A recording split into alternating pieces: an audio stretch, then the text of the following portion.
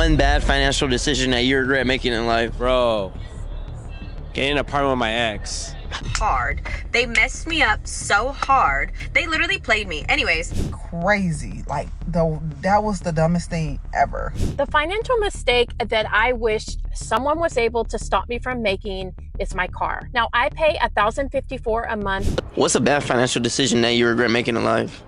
Moving to California, actually. Where'd you come from? I'm originally from Maryland. I lived in South Carolina for a little bit. Okay. How was it a bad financial decision coming to California? It's expensive here. What you mean? Every house is $1 million damn near. Yeah. Besides, Yes, indeed. We're talking about financial bad decisions, horror stories that people share, obviously, on TikTok. Many of you guys are out there fighting for your lives. And I'm not immune. I think my biggest issue was credit cards back in the day. I saw a comment maybe a couple of days ago on one of these videos talking about, are we making fun of these people? No, these are just mistakes. They're lessons, they're warnings, things that we've all been through. And honestly, they're kind of hilarious in that if I don't laugh, I cry kind of way. But we want to learn from them because we've all been through it. We're all trying to figure out how to deal with this, and trying to live in California, just like me living here in New York, is extremely expensive and probably not the best idea to do. But sometimes you want to make it. You want to make it to the big city. The average house is worth so much money. Is it really worth it? I mean, I'm born and raised here. I don't know. I feel like I'm stuck here. the homes, what else is expensive out here? Gas. That's true. Income tax. Girls too? Yeah, They're nigga. cheaper out there? I don't like how you asked that question. 'Cause, Well, as far as taking out on a date wise. yeah, it's cheaper everywhere. Yo, California is one of the most expensive. Outside of New York, it's one of the most expensive places ever, bro. And he decided to do it. If you want the sunshine, you want the palm trees, you want that lifestyle, it's awesome. But when the rent hits, when the gas prices hit, when the taxes hit, suddenly you are remembering how nice Maryland looked. But yeah. Yeah. What would you rather be? Back in Maryland? No, California. But financially, I would rather be in the South. Financially. What do we do for a living? So I am a TA for a company called Stellantis. Stellantis owns Dodge, Chrysler, Mopar products. Ew, Stellantis, I think they own Jeep, and Jeep sucks. Stellantis sucks. I'm sorry, he's cool, but I'm just saying, Stellantis own all these cars, drove the prices up, and the quality's still trash.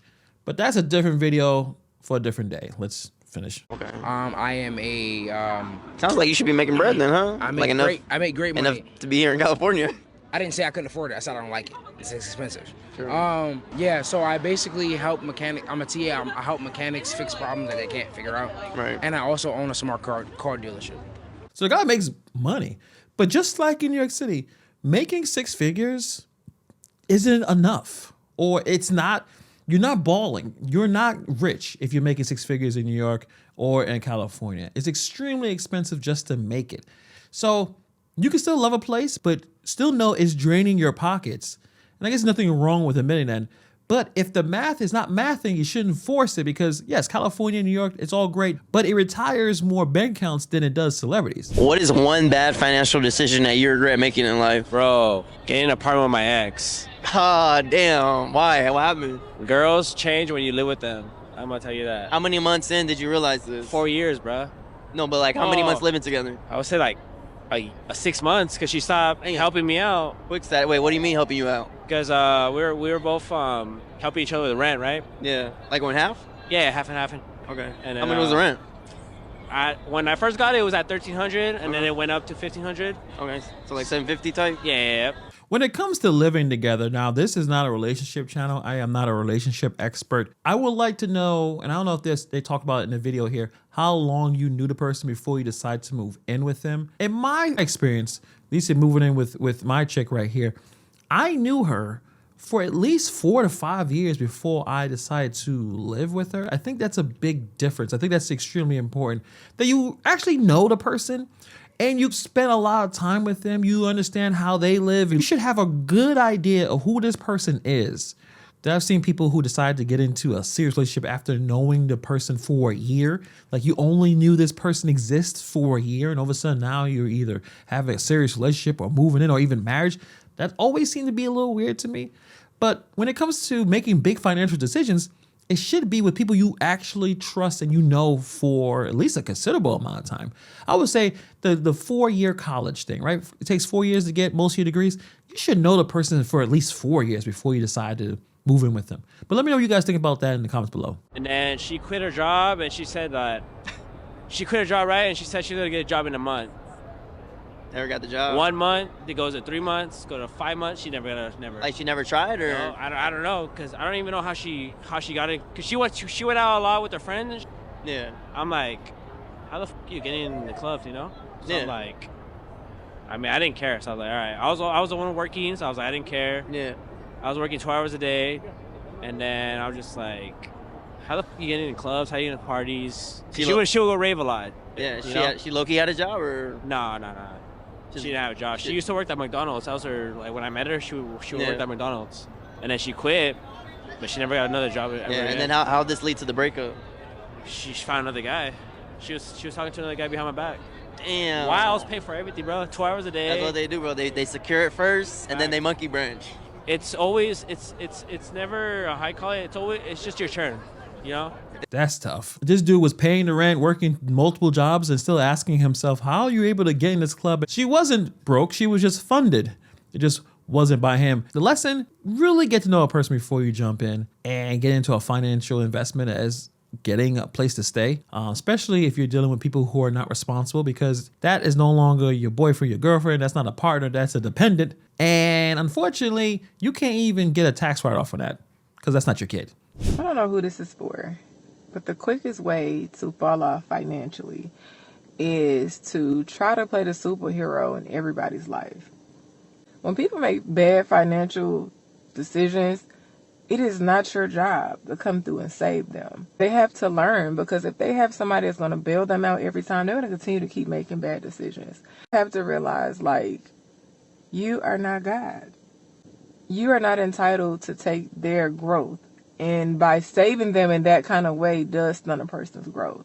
So the next time somebody calls and asks to borrow some money, I want you to think about this video. I think that's important. I think a lot of, especially with family members, you want to help, but it has to be to a point where you are able to help and not hurt yourself. And at the same time, also to understand that family, just like friends, they can take advantage of you. And they go after people who they know are super nice and will say yes. And sometimes the hardest thing to do is say no, especially if they're using the money in ways that's not healthy. They're not trying to take care of themselves. Also, if they're saying, I'm going to pay you back, and then don't pay you back, makes the whole relationship fractured, because money comes involved and then emotions come into play. And I think sometimes saying no, you may seem like a bad guy, but I think it's important, especially if it's interfering on what you have to do, your bills, and get the things you need to get done, that sometimes you have to say no. Biggest financial mistake I've made in my 20s is by far buying a condo. Worst decision and best decision, because I got like $30,000 in equity in less than a year and a half. And I'm not gonna say everything was bad, but you have to pay taxes on that. And now I have this big tax bill from 2022 because I was a first-time home buyer and did not stay in that home more than 2 years. To be able to purchase a home in the 20s in this day and age is amazing. But I guess it goes to that lesson, just because you can buy something doesn't mean you should. So she bought the house in her early 20s.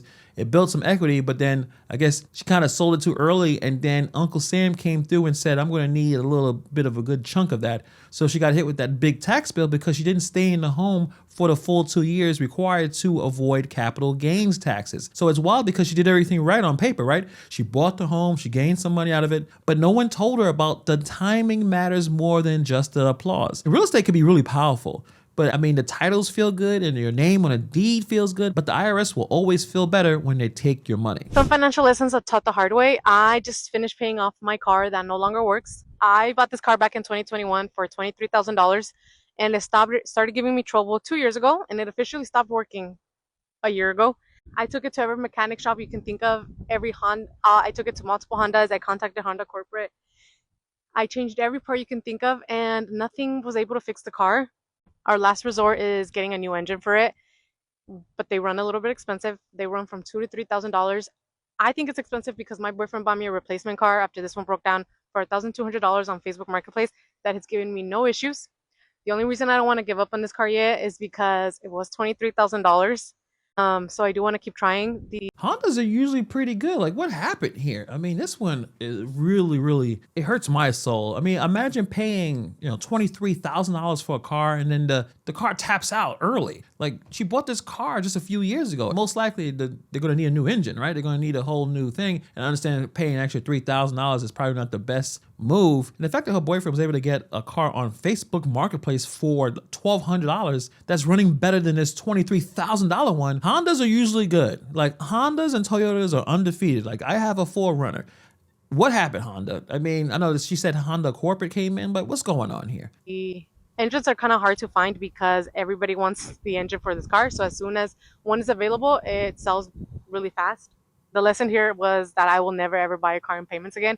It is not worth it to me. I do believe in having nice cars, but they will just have to be bought cash. I've never seen a story like that where the car completely is kaput. I mean, let me know in the comments below if you ever had that situation. I mean, because right now she's refusing to let go of this broken car because she paid too much. And I think that's what you call a sunk cost fallacy. When your wallet says no, but your heart says we can fix this, we can figure this out. Getting a new engine is going to cost about that $3,000. And that's even if you can find one, because there's so many people want this same thing. So her lesson is no more car payments, either cash or nothing. And, especially during these crazy times, I don't think she's wrong. Car can turn into a financial chokehold extremely quick here, but I believe the real message is, especially if this car is giving you so much issues, don't fall in love with the money that you already spent. Fall in love with the money that you can still save. I really ruined myself financially in my 20s. Here's why. Anyways, in my 20s, I really had no concept of personal finance.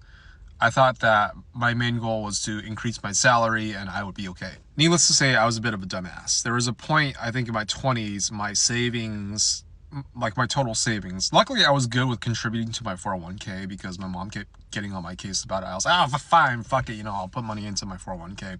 Shout out to mom. Shout out to mom. She made the right decision to bug you to death about getting that done.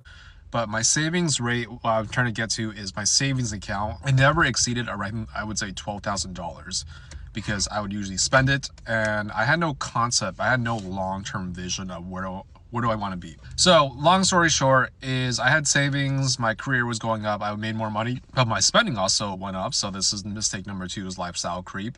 By the time I became 27, I wanted to start my own business because I was tired of corporate America. I want to be free, all this shit. I actually ended up at 44K in debt. And then from 2019, now I'm in my 30s, right? I spent around 2 years just paying off that debt. So that's mistake number 3, if I'm counting correctly. It's getting into heavy debt. And to this day, like, my net worth is, I'm not going to reveal it on this channel or on this account, but I'm definitely a few $100,000 below what it could have been had I been a lot more smart in my 20s. Like, this right here is what most of us regret. The financial nightmare that we kind of all go through. When we're young, we're just not thinking about saving. We just keep thinking about making more money and everything's going to be fine. But then we realize that that's not how life works. If your spending goes up every time your income goes up, you're not building wealth. You're just upgrading your problems. So listen, we all learn that. I mean, sometimes we learn it way too late. And then the fact that then you jump in and you have your $44,000 in debt because that lifestyle creep slapped him like a big tax bill. And me being 41, my 20s, yes, I spent too much money on credit cards, played around too much, didn't save. And my lesson now to my son, I gotta let him know, like, hey, listen, your 20s are a very important financial decade in your life. Not because you'll get rich or whatever, but bad habits from that era will haunt you in your 30s and 40s, like Freddy Krueger with a calculator. These are the 4 biggest financial mistakes that I made in my 20s. I did a lot of things right in my 20s financially. Number 1 was I bought a car as soon as I graduated from college. I was a victim of lifestyle creep, right? I started making more money, was in my career, and thought I deserved to drive a nicer car. So I went and got a car, and that cost me a few $100s a month. I think the car is always the first mistake. It's you're in your 20s and you want to finally feel like a big boy, big girl, and then you immediately try to get the nicest car possible. And it's a classic move. But then, as you all realize, monthly payments and interest start eating you up. If your car is costing more than it impresses you, you probably messed up and you're going to be in some financial trouble. In car payments, and I soon realized how much interest I was paying towards a vehicle. In hindsight, I would have just kept driving what I was driving. I drove a car that worked just fine, I wouldn't have upgraded at that particular time until I had the money saved up and ready to purchase that car. Number 2 is not contributing to a Roth IRA until I was 26 years old. To be fair to myself, I didn't even know what a Roth IRA was in my early 20s. So as soon as I did know what it was, I set it up and started contributing to it. But that makes my regret twofold. Number 1, not being educated in the world of personal finance. You don't know what you don't know, but the IRS knows everything. Learning about money early literally changes your life trajectory. I wish I learned a little earlier. In my experience, in 20s was just to have fun. Enjoy life. But you don't realize as you get older is your 20s is the foundation of your future. So in your 20s, every dollar you can invest can multiply. Every dollar you waste, it just disappears into video games and alcohol and food and going out and doing things that you probably shouldn't be doing. It's something that we all deal with. And those who learn early, they do great. And the rest of us, well, we got to figure out somehow. My biggest financial regret that I've ever had in life was purchasing a home back in 2021 for these 3 reasons. Number 1, I had to put a 30% down payment on my home. My down payment was roughly around $330,000. I bought my 2-bedroom, 3-bath townhome for $910,000. And the reason why we had to put so much down at the time was just because of my income. I was only making around, I think, $100,000 to $110,000. That was the only way we could get the math work. Now, my monthly mortgage payment, if you factor in interest, taxes, HOA, etc., it's roughly around $4,200. If I was renting right now, I could probably rent a really nice 2-bedroom condo or apartment for $3,500. So that would save me $700 a month. However, had I just not bought a home, I could have taken that $300,000 and $10,000, $20,000 that I used as a down payment and just invested in the stock market.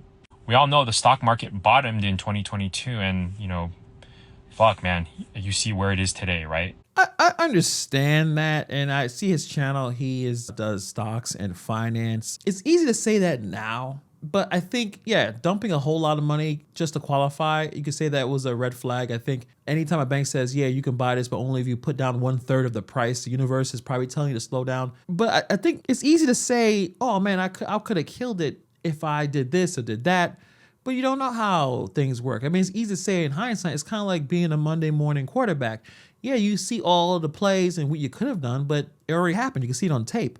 So I think he's fine. I mean, the fact that he's making 6 figures. Yeah, he has a home. I'm sure that home costs more money than he put in, especially if he bought it back in 2021. I think he's fine. Okay, so finance question of the day. What is one of the craziest financial mistakes that you have made?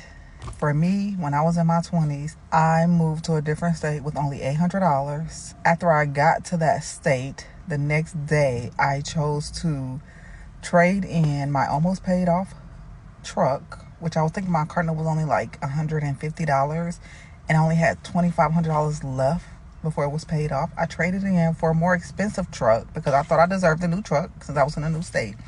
A more expensive truck to where it bumped my car note up to $480 or a 6-year term with a 15% interest rate. Damn, that's a lot of bad decisions. That's a lot of bad moves right there. I mean, she is living. Do kids still say YOLO? I mean, she was going full YOLO energy. I mean, she went to a new state, only had $800 in her pocket. She feeling bold. She feeling dangerous. Then she's like, I'm trading this truck that I almost paid off, because I need a more expensive truck to get that 15% interest rate. 15%. That is, getting close to that loan shark level of interest. That bank manager was probably wearing a ski mask to get that done. Crazy. That was the dumbest thing ever. It was already risky moving to a state with only $100, but then to not only that just wasn't enough. I had to go in and add more salt to the injury by going to get another expense, a higher expense truck. But I have since learned from that. I think a year or two after that, I knew I had to make some changes, and that's when I started my debt-free journey, and life has been great ever since then.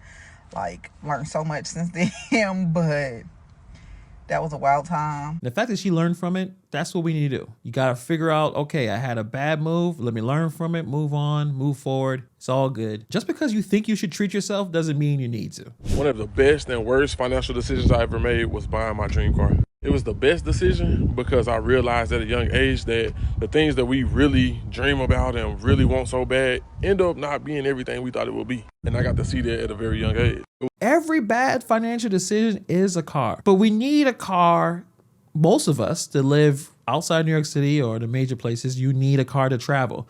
But it seems like it's collectively the worst decision for everybody. It was also the worst decision I ever made because it didn't align with my financial goals. I wanted to invest and buy more rental properties, but the amount of money that this car was costing me on a monthly basis with the 93 Supreme gas, with the maintenance that it cost, it just wasn't adding, it didn't make any sense. Although I was able to make the payments, it wasn't allowing me to invest as aggressively as I wanted to get my assets up to where I wanted it to be. Money that I was spending on the car could have been going into investing. And just to give y'all some context and be, as truthful as possible, I was spending about $800 a month on the car, not including insurance, not including gas, not including maintenance. And on top of that, I spent tens of thousands of dollars customizing it.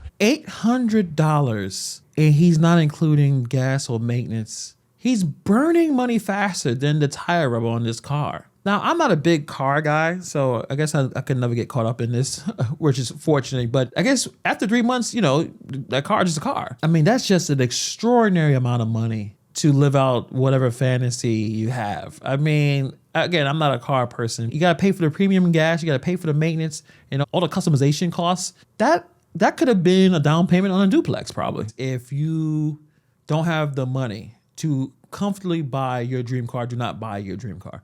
Because most likely your dream car is just a car. And it may not be a great car. It could be just a fancy car that you just enjoy because you looking at it. But most likely it's not going to make your life better. It's a cost. It's a liability. So if you don't have the kind of money to throw at a liability without worrying about your bills, not rearranging how to pay certain things, then don't get the car because the car is not worth it. The financial mistake that I wished someone was able to stop me from making is my car. Now I pay $1,054 a month and my interest rate is 4%. I owe a little over $57,000 on it. I took it in a while back, about a month and a half ago, to try to trade it in, and they appraised it at $40,000, which tells you that I am heavily upside down on this car. And here's the part that I had to face. I've overcome online gambling. I used to spend thousands and thousands of dollars on that, but by the grace of God, I was able to stop. This car, this is different because this is my responsibility where I have to make a payment that I said that I was going to make until it's completely paid off or till I'm able to get out from under it. I used to tell myself that I deserved this car, but it has actually taught me one of the most expensive financial lessons of my life. Just because you can pay an amount absolutely does not mean that you can afford it. That's a pretty good line. Just because you can pay doesn't mean you can afford it. She talks about the gambling addiction and how she was able to walk from it, right? So I'm sure it's something she dumped thousands and thousands of dollars in. She could walk away from that situation and be healthy and be good. The problem with these cars, and a lot of people who are upside down in their loans, you can't walk away. You're chained to this. She had an emotional attachment to this car. She said, I used to tell myself I deserve this car. And remind you, the last couple of TikToks we've seen, that's usually the answer. Oh man, I think I deserved it. I got a new job, or I just moved to a new spot, or this is my dream car.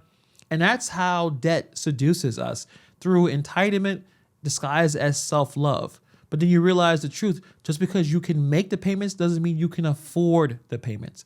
And right now, she's holding that financial bag right now. There's no bailout. There's no refund. The car won't magically go away. And that loan won't magically shrink. So she has to stay locked in until she finishes the race. But the most important part, she owns her mistake. She owns her responsibility. And when you use that kind of story to warn others, it helps everybody. What's the worst purchase you've ever made? A mansion. You move around so much. Why you get a mansion? Why exactly. You get a look? The worst purchase I ever made. You done got up off it? I had to sell it. It was expensive. It was too much maintenance. I know you probably mentioned, why are we bringing up a rapper and who is this rapper? And I have no idea. I couldn't tell you what song she wrote. The reason why I put this in here is many celebrities complain or regret buying mansions. It seems to be something that, I guess to us people who are broke and just trying to make it, that a mansion seems amazing. But then as you get older, you realize, Why do you want so much house? You know, I remember 50 Cent talking about buying Mike Tyson's house, and he had to pay about $800,000 a year to maintain it. Rooms that he'd never been into. Mansions are overrated. I think that's something that a lot of us don't understand, or at least we still envy. Oh, look how big this house is. How many rooms are you going to enter every day? You can go to your living room, your bedroom, the kitchen, the bathroom. Now, there's like another 3 different bedrooms. Why would anyone go in there? You just have a lot of things to maintain. Toilets have to be flushed. How many bathrooms are you going to have? Many of these mansions are just financial burdens. I had all my family there. It was just the worst thing I've ever. I felt like that was a lot of money that just went down the drain. But I had fun in that motherfucker. I had me a few pool parties. It was around COVID. COVID happened. The flow wasn't the same. It was just like a loss. Like it was a loss. She took a big loss on this home.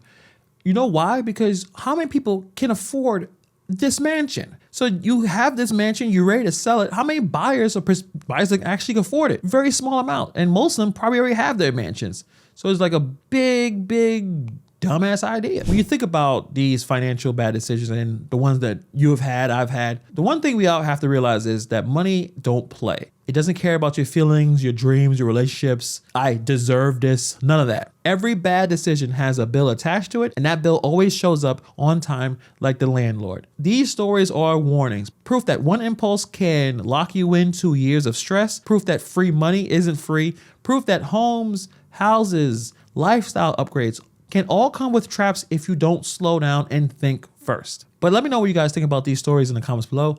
Thank you for taking time to watch this video, and I'll see you guys in the next video.